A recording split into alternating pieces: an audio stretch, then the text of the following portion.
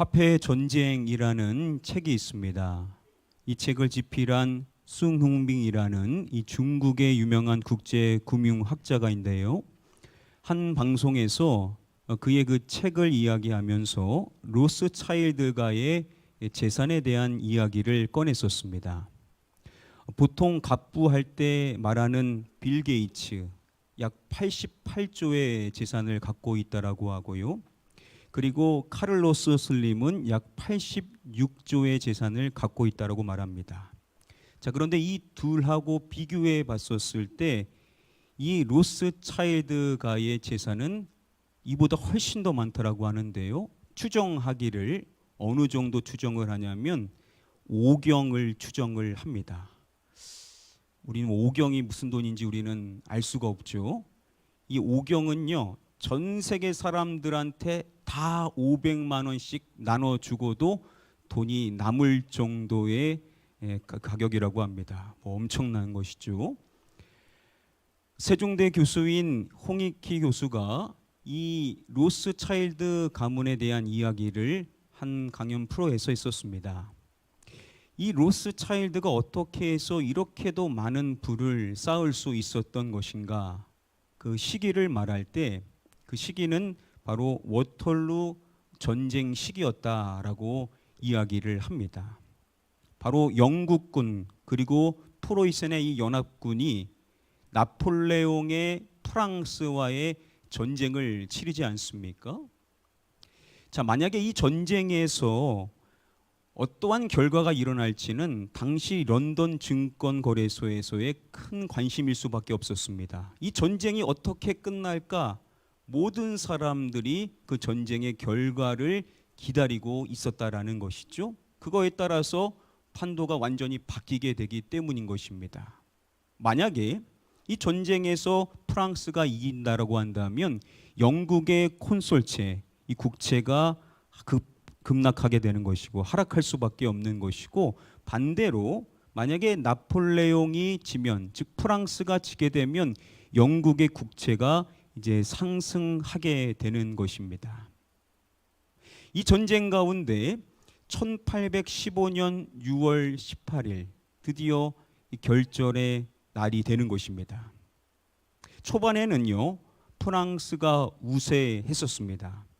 영국이 계속해서 밀리다가 연합군인 프로이센의 이 지원으로 인하여서 전세가 이제 역전돼 버리게 되는 것입니다. 그래서 결국은 영국이 승리를 하게 되는 것이죠. 자, 이렇게 영국이 승리한 이후에 이 정식 이 승전 공문이 전쟁 후 결과를 잘 조사하고 어떻게 승리하게 되었는지를 작성하게 됩니다. 그리고 이제 이것을 런던으로 출발을 하게 되는데 이 월링턴의 부관이 이 소식을 들고 이제 가게 되는 것입니다. 참 귀한 소식을 이제 들고 가게 되는 것인데, 자, 여기서 이제 이 로스차일드 가문이 차이가 있었습니다.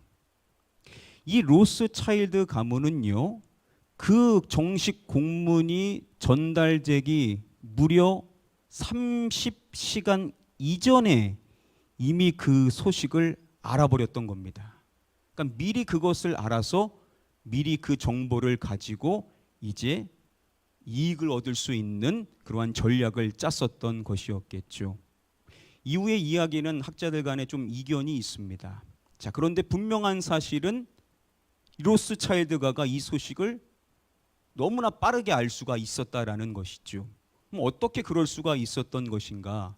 이것을 말할 때 이 워털루 전투의 결과에 대해 로스차일드가가 패밀리 네트워크를 통해서 정부의 전령보다 빠르게 그 승리의 소식을 입수해서 시장에서 이득을 취할 수 있었던 것이다라고 이야기를 해줍니다. 그러니까 정부의 전령보다 더 빠르게 정보를 수집할 수 있었던 전령들이 네트워크로 있었다라는 거죠. 그러니까 이 로스차일드가는요, 곳곳에다가 전령들을 보내놨었던 겁니다. 그리고 빠른 정보통을 전달할 수 있는 방법을 통해서 가장 먼저 30시간 이전에 그 소식을 접하여서 이득을 취할 수가 있었다라는 것이죠. 당시로서는 이 전령의 역할이 너무나도 중요했습니다. 빠르게 전쟁의 승패에 대한 소식을 전달해주는 이 전령의 속도에 의하여서 결과의 차이가 많이 생길 수가 있었다라는 것이겠죠. 저와 여러분들 계속해서 사무엘 하의 말씀 함께 살펴보고 있습니다. 우리가 18장의 말씀에 한 달 이상씩 계속 머물러서 살펴봤었는데요. 오늘 이제 마지막 18장 19절부터 우리 33절까지의 말씀 우리가 빠르게 쭉 한번 훑어봄으로써 말씀의 한 가지 교훈에 대해서 살펴보도록 하겠습니다. 우리 본문 시작의 말씀 함께 한 목소리로 읽어보겠습니다. 시작. 사독의 아들 아히마아스가 이르되 청하건대 내가 빨리 왕에게 가서 여호와께서 왕의 원수 갚아 주신 소식을 전하게 하소서. 우리가 지난 시간에 이미 살펴봤었던 것처럼 전쟁을 통하여서 결국 압살롬이 비참한 죽음을 맞이하게 되죠. 그리고 그의 시신이 돌 무더기 위에 결국은 쌓여지게 되는 것입니다. 그리고 오늘 말씀의 시작에 보면 아히마아스를 이야기합니다. 이 아히마아스는 누구의 아들이냐면 사독의 아들이다라고 밝혀주죠. 바로 제사장인 이 사독의 아들 아히마아스를 말합니다. 자, 이 아히마아스는 어떠한 사람입니까? 다윗이 예루살렘을 도망쳤었을 때 그때 예루살렘의 소식을 전해주는 전령 역할을 했었던 한 사람이 바로 이 사독의 아들인 아히마아스였습니다. 그래서 나중 아히마아스가 예루살렘으로 갔다가 거기서 귀한 정보를 가지고 다윗에게 와서 그 소식을 전했었던 사람이었었죠. 바로 그 아히마아스가 오늘 말씀에서 요압에게 이야기하는 내용이 나오는 것입니다. 그가 요압에게 이렇게 말합니다. 청하건대 내가 빨리 왕에게 가서 소식을 전하게 하소서. 자신으로 하여금 서둘러 왕에게 가가지고 이 소식을 전할 수 있게 해달라라고 요청을 하는 것입니다. 자, 그렇게 아히마아스가 요청을 했었을 때 요압이 아히마아스에게 이야기를 하는 것입니다. 너는 오늘 소식을 전하는 자가 되지 말고 다른 날에 전할 것이니라. 아히마아스의 요청을 요압이 거절하는 거죠. 하지 말라라는 겁니다. 만약에 할 것이면 다른 날에 그렇게 하라는 것이죠. 그리고 이유를 말하면서 강조하여 이렇게 말합니다. 왕의 누가 죽었나니 네가 오늘 소식을 전하지 못하리라. 왕의 누구를 말합니까? 왕의 아들. 왕의 아들이 죽었기 때문에 너는 오늘 소식을 전하지 못하리라 라고 이야기를 하는 것입니다. 히브리어 본문을 보면요, 강한 금지의 의미를 지닌 단어인 로라는 단어가 2번이나 쓰였습니다. 이것은 엄히 금하는 것을 나타낸다라는 거죠. 그냥 권면하는 수준이 아니라 너 절대 못한다, 너 절대 그렇게 하지 말라라고 요압이 아히마아스에게 명령을 했다라는 겁니다. 자, 이렇게 거절을 강하게 하고 요압이 구스 사람에게 이야기를 하는 것입니다. 이 구스 사람은 누구냐면요, 이방인 용병입니다. 이스라엘 백성이 아닌 당시 이방인들 가운데도 용병으로 전투에 나갔었던 사람들이 있었던 거죠. 요압이 이 이방인한테, 이 용병에게 이 전달하는 역할을 주는 것입니다. 이렇게 말합니다. 네가 가서 본 것을 왕께 아뢰라. 이 구스 사람에게 요압이 소식을 전하도록 명령을 내렸었던 것이죠. 자, 그 명령을 받은 구스 사람이 요압에게 절을 하고 달려가게 되는 것입니다. 자, 이렇게 구스 사람이 이제 출발하여 달려가게 되는 것인데요. 자, 그때 아히마아스가 다시 요압에게 이야기를 합니다. 그가 이렇게 말하는 것입니다. 청하건대 내가 또한 구스 사람의 뒤를 따라 달려가게 하소서. 자신이 이 구스 사람이 갔지만 자신도 뒤따라서 달려가게 해달라라고 요청을 하는 겁니다. 아니 이미 지금 요압이 너 절대 가면 안 된다라고 엄히 금했는데 또 자신을 보내달라라고 또다시 요청을 하는 것입니다. 그러니까 요압이 이해가 되지를 않는 거죠. 그래서 요압이 그에게 말합니다. 너는 왜 달려가려 하느냐? 이 소식으로 말미암아서는 너는 상을 받지 못하리라. 또 왜 가려고 하냐? 너 왜 그렇게 급하게 가려고 하냐? 너 이 소식으로는 상 받지 못할 거야 라고 하면서 또다시 그를 설득시키면서 그의 요청을 거절하는 것입니다. 자, 이렇게 또다시 거절을 한 것이죠. 어머니 금했었고 또 상 받지 못할 일이니까 가지 말라라고 또다시 말한 것입니다. 자, 그런데 그가 한사코 달려가겠노라 하는지라. 그런데 이 아히마아스는요 무조건 가겠다라는 겁니다. 무슨 일이 있어도 자신은 달려가겠습니다 라고 이야기를 하는 것입니다. 자, 그랬더니 이제 요압이 아히마아스에게 이야기를 합니다. 그리하라. 원어로 보면 달려가라 라고 말합니다. 너 그렇게 달려가고 싶으면 그래 너 가라.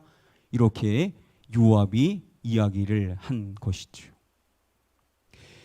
학자들은요 여기서 횟수는 3번이지만 요압이 허락할 때까지 이 아히마아스가 계속해서 집요하게 졸랐었음을 말씀이 암시하고 있다라고 말합니다. 그러니까 계속 졸랐다라는 거죠. 그랬더니 요압이 그럼 네 하고 싶은 대로 하라, 달려가라 라고 허락을 해줄 수밖에 없었다라는 것이죠.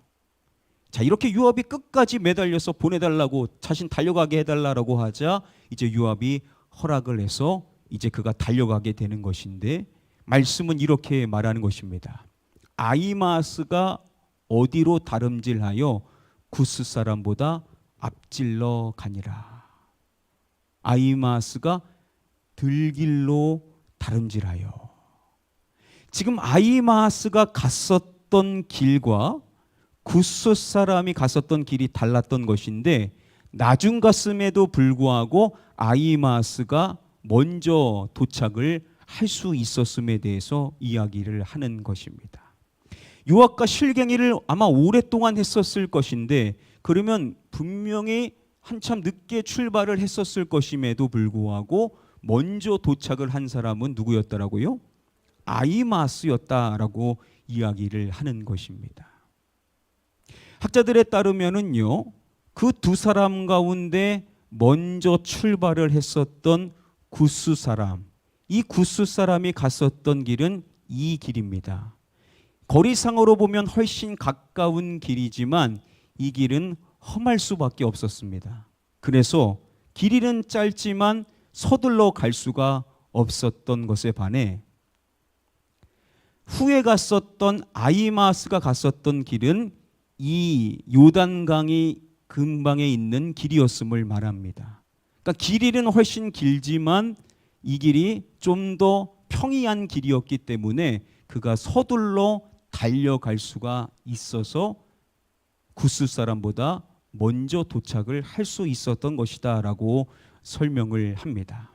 자, 이렇게 이제 두 사람이 달려가서 먼저 도착을 하고 후에 도착을 하게 되는 것인데요.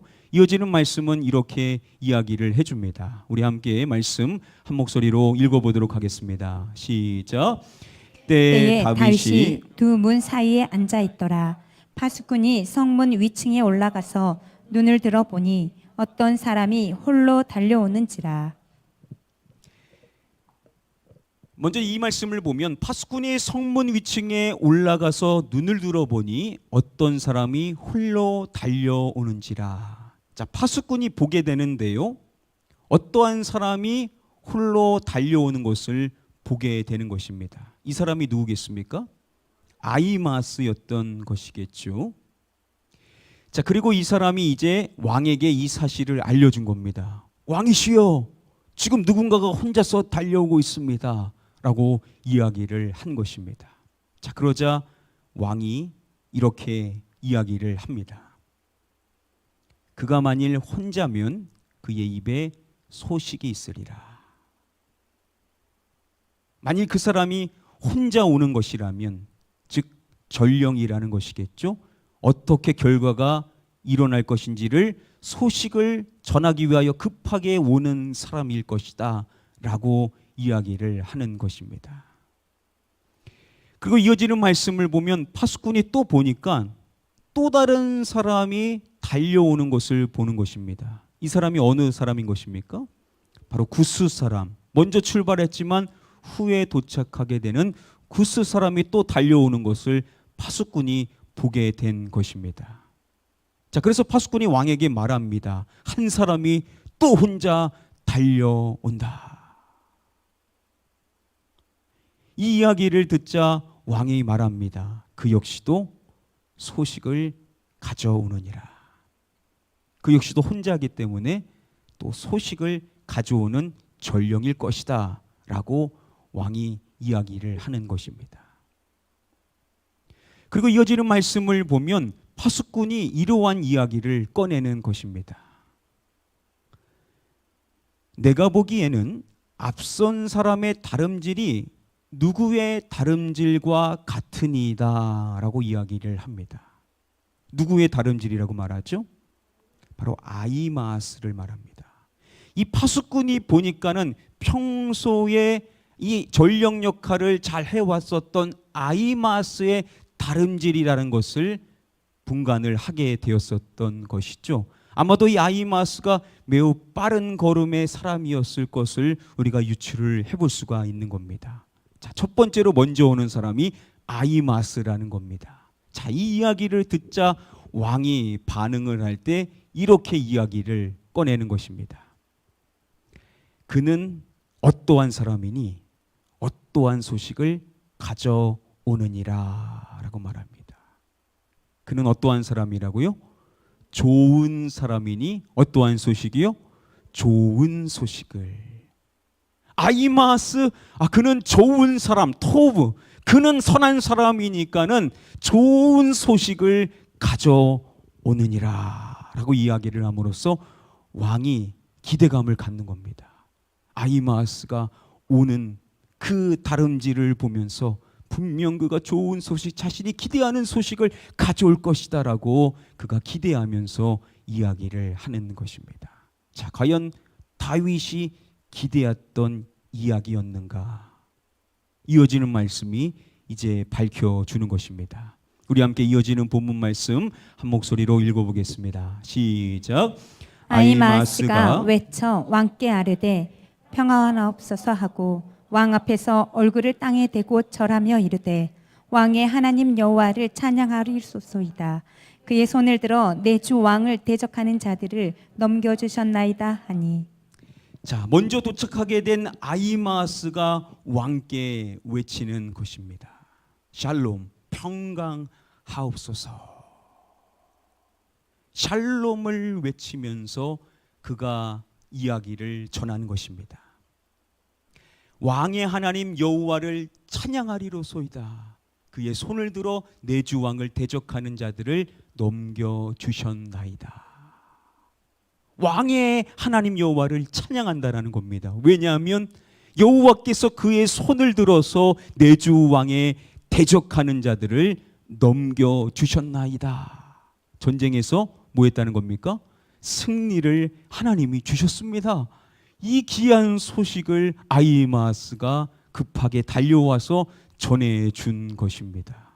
얼마나 귀한 소식입니까? 왕이 기대했던 소식이 아니겠습니까? 자, 그런데 그 소식을 듣고 왕이 아히마아스에게 다른 이야기는 안 하고 자신의 관심사에 대한 이야기만 묻는 것입니다. 전혀 기뻐하지 않고 그가 묻기를 누구에 대해서 묻습니까? 누구는 잘 있느냐고요? 압살롬은 잘 있느냐. 왕이 관심 있는 것은 하나, 압살롬에 대한 관심이었던 것이죠. 압살롬은 평안하느냐? 압살롬은 괜찮은 거지? 압살롬을 내가 선이 대해달라고 이야기했는데 당연히 압살롬은 괜찮은 것이겠지. 그가 원하는 소식은 바로 이 소식이었던 것이죠. 자, 왕이 전혀 기뻐하지 않고 압살롬에 대해서만 이야기를 하자 이 아히마아스가 이제 정신을 차리게 되는 거죠. 그래서 아히마아스가 이렇게 말합니다.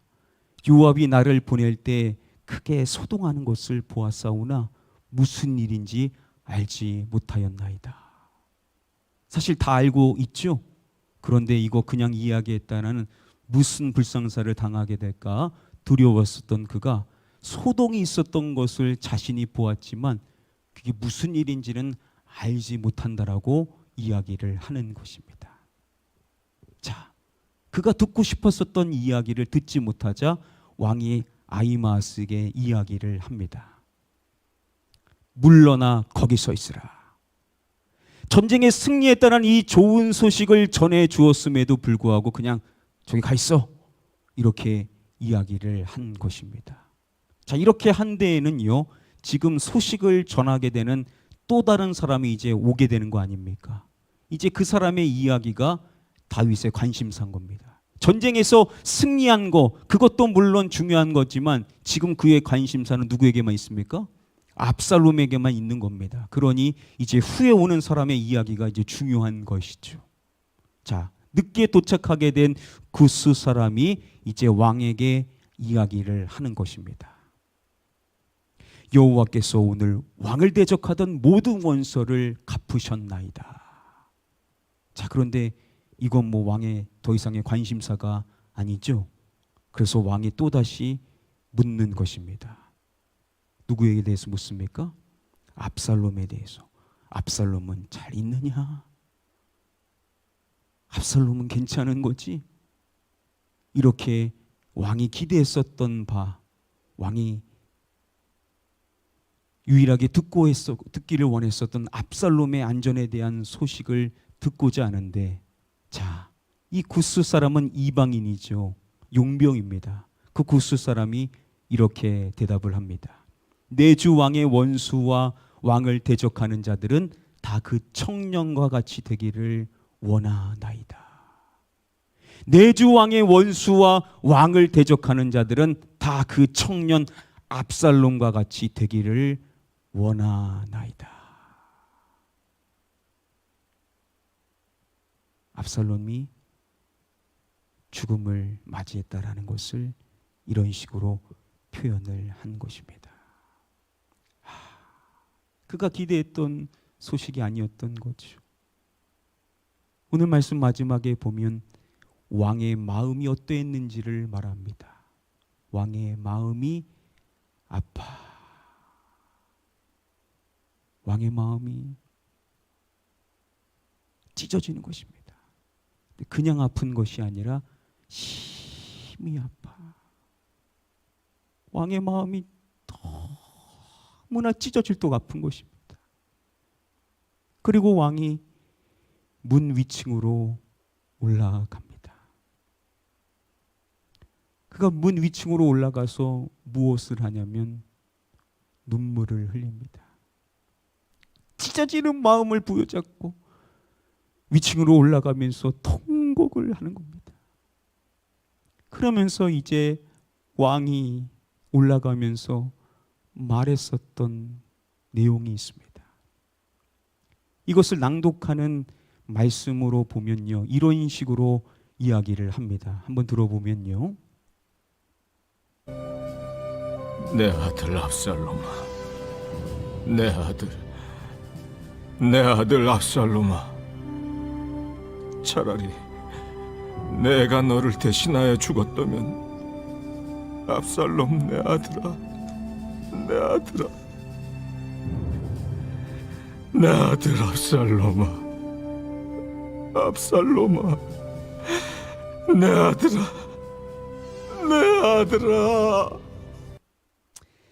기록된 말씀으로 보면요, 내 아들 압살롬아, 내 아들 압살롬아, 차라리 내가 너를 대신하여 죽었다면 압살롬, 내 아들, 내 아들아. 다윗이 내 아들이라고 5번이나 외칩니다. 그리고 그의 아들의 이름 압살롬을 3번 외칩니다. 그리고 그가 하는 말, 차라리 내가 너를 대신하여 죽었다면, 차라리 내가 죽었어야 되는데 왜 네가 죽었느냐. 내 아들, 내 아들, 내 아들, 내 아들 압살롬아. 그가 절규하면서 가슴을 부여잡고 애통하며 외쳤었던 것입니다. 이것은요, 다윗의 인생의 가장 큰 고통의 순간이 아닐 수가 없었습니다. 그의 인생에 이렇게도 쓰리고 아픈 통곡, 눈물, 절규를 그전에는 해보지 못했었을 만큼 그의 인생의 가장 큰 고통의 순간이 그에게 찾아오게 된 것입니다. 그 왕의 신분은 완전히 그가 잊어버리죠. 자신의 인생이 완전히 무너지는, 차라리 내가 죽었어야 되는데 자신의 아들의 죽음 앞에 그는 너무나 큰 고통을 느낄 수밖에 없었던 겁니다. 여러분, 왜 그의 인생에 이렇게도 큰 고통이 찾아오게 된 것입니까? 결국 오늘 이 말씀 안에서 이 다윗이라는 사람이 계속해서 기다리고 있었던 존재는 전령이었죠. 언제 전령이 오냐? 그가 문 사이에 가지고 계속 기다리면서 언제 전령이 오는가 계속해서 기다리고 있는 겁니다. 그 전령을 보낸 사람은 결국은 누구냐면 요압이죠. 요압이 보내는 전령, 그 전령이 오기를 간절히 기다리면서 자신이 원하는 소식을 기다리는데, 여러분, 전쟁의 승패보다 더 중요한 것, 결국은 다윗의 머리 안에는 한 사람의 존재밖에 없었던 거죠. 누구인 것입니까? 압살롬밖에 관심이 없는 겁니다. 자기의 아들에 대한 관심밖에 있지를 않는 거죠. 그러니 묻는 것이 압살롬에 대한 안부밖에 묻지를 않는 것입니다. 얼마나 백성들이 다쳤는지, 어떻게 승리했는지, 어떻게 그런 결과가 있는지 그런 거는 전혀 관심 없고 압살롬에 대한 관심밖에 있지를 않았던 거죠. 전령을 통해서 듣고 싶은 이야기는 압살롬에 대한 이야기뿐이었던 것입니다. 자, 그런데 이러한 스토리가 오늘 처음 있었던 것이 아닙니다. 사무엘하 11장에 이미 이 사건이 비슷하게 있었던 겁니다. 그때도 다윗이 손꼽아 누구를 기다렸냐면 전령을 기다렸습니다. 누가 보내는 전령이었냐? 똑같이 요압이 보내는 전령이었습니다. 전투를 명했었는데, 그런데 그 전투에 대한 관심은 하나도 있지 않습니다. 그 전투에서 패배를 당했었는데 그럼에도 아무런 관심이 없습니다. 그때 다윗이 유일하게 관심을 두고 있었던 한 존재, 누구였었죠? 우리아였었습니다. 전령을 통하여서 듣고 싶었던 소식은 우리아에 대한 소식밖에 없었습니다. 오늘 말씀이 말하고 있는 오늘 이 사건은요, 그냥 있었던 일이 아니다라는 겁니다. 오늘 이 사건은 11장에 있었던 사건으로 인하여서 결국 맺어지게 된 일이다라는 것을 이야기한다라는 거죠. 그가 우리아에게 행했었던 그 일의 결과가 결국 압살롬의 이야기로 맺어지게 되었다라는 것을 이야기한다라는 거죠. 그의 인생의 가장 큰 고통, 부모는 그런 것입니다. 내가 죽는 게 낫지, 나 때문에 내 자식이 죽는다? 이것보다 큰 고통이 어디 있습니까, 여러분? 그의 인생을 찢어지게 만드는 그 고통을 주었었던 이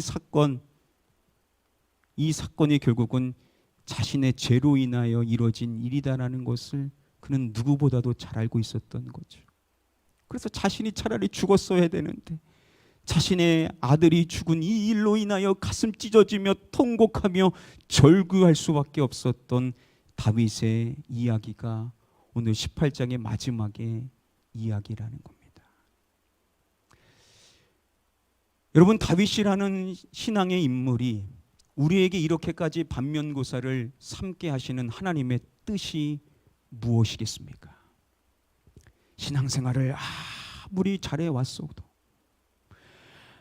아무리 하나님 중심의 삶을 살며 여호와는 나의 목자시라고, 그분이 나의 전부라고, 그분 한 분만의 영광을 위하여서 인생을 잘 달려왔었던 다윗, 그런데 그 한 사람이, 모든 것에 있어서 우리에게 본이 됐었던 그 한 사람이 마치 자신이 하나님이 된 것처럼 교만해져서 절대 품어서는 안 되는 제약을 품어 그 악을 행했었더니 그 일의 결과가 자신의 인생의 가장 큰 고통, 내 심장을 찔러버려서 내 죽음보다 더 큰 고통을 가져오는 결과를 결국은 자신이 초래한 것이다라는 이야기가 되더라는 겁니다. 여러분, 다윗의 이 이야기는 정말로 우리에게 중요한 겁니다. 여러분, 우리가 신앙생활을 과거에 잘했다라는 거 물론 중요하죠. 근데 항상 중요한 건 현재 아닙니까, 여러분? 지금 우리가 어떻게 하나님과의 신앙생활을 하고 있느냐.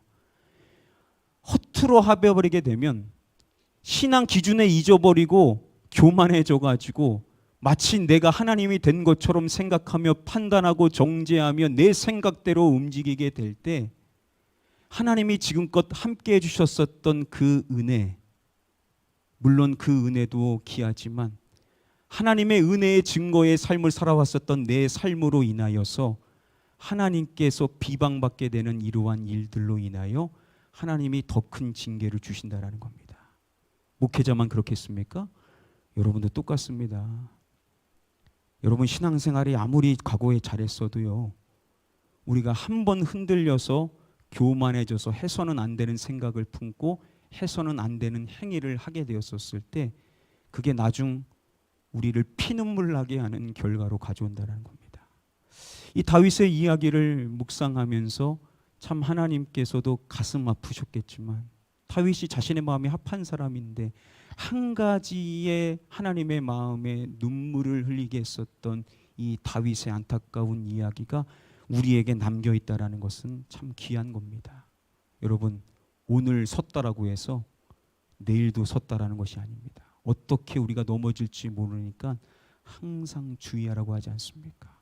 저도 항상 주의해야 되고 여러분들도 항상 주의해서 우리가 한순간도 하나님의 생각에서 벗어나지 않는, 항상 교만을 주의하고 항상 죄 짓는 것을 멀리하고 항상 깨끗한 마음으로 하나님을 섬기는 자가 되어야만 될 줄 믿습니다. 우리의 흐트러짐은 혹 우리의 자녀의 아픔으로, 아니 우리의 피눈물 나게 되는, 내가 차라리 죽는 게 낫지, 내 자식이 고통으로 안타까운 결과에 이르게 될 수도 있다라는 이 너무나도 하나님의 아픔을 주게 되는, 제일 아파하시는 분은 하나님 아니시겠습니까, 여러분? 가장 큰 고통은 하나님이 당하시지만 그러나 부모인 우리에게도 이 고통이 올 수 있다라는 이 주의해야 될 메시지를 여러분 가슴에 잘 새기시고 여러분 끝까지 우리 겸손하게 인생을 살아가셔서 우리의 자녀들이 우리로 통해서 은혜의 혜택만 받고 모범만 받을 수 있는 그러한 신앙생활을 영위할 수 있는 저와 여러분들 되시기를 간절히 주님의 이름으로 축복하며 축원합니다.